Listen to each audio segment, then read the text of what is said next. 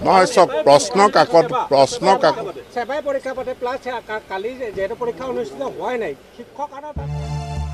যোৱাকালি অনুষ্ঠিত হ'ব লগা মেট্ৰিক পৰীক্ষা বাতিলক কেন্দ্ৰ কৰি এতিয়াও চলি আছে সমগ্ৰ অসমতে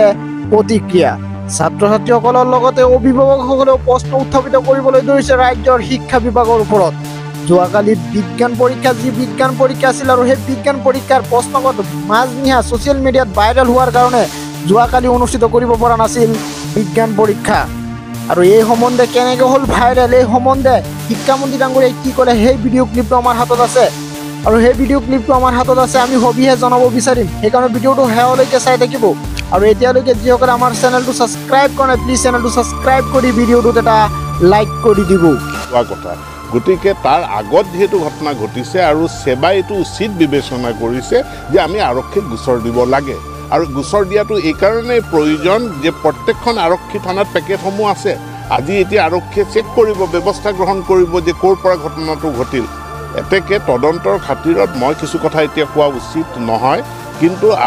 সেবাই আৰক্ষীক গোচৰ দিছে আৰক্ষীয়ে তদন্ত কৰিব ইয়াৰ সত্যাসত্য ওলাই আহিব আৰক্ষীক তদন্ত কৰিবলৈ সুযোগ সুবিধাটো দিয়ক সেবাৰ ভিতৰতে এনেকুৱা ধৰণৰ কিছু লিকেজ থাকিব পাৰে নেকি য'ত নেকি সন্দেহৰ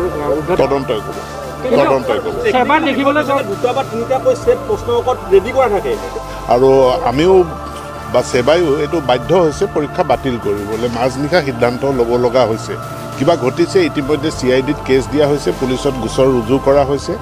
মই আৰক্ষী সঞ্চালক প্ৰধানৰ লগতো কথা পাতিছোঁ ইয়াৰ উচিত তদন্ত হ'ব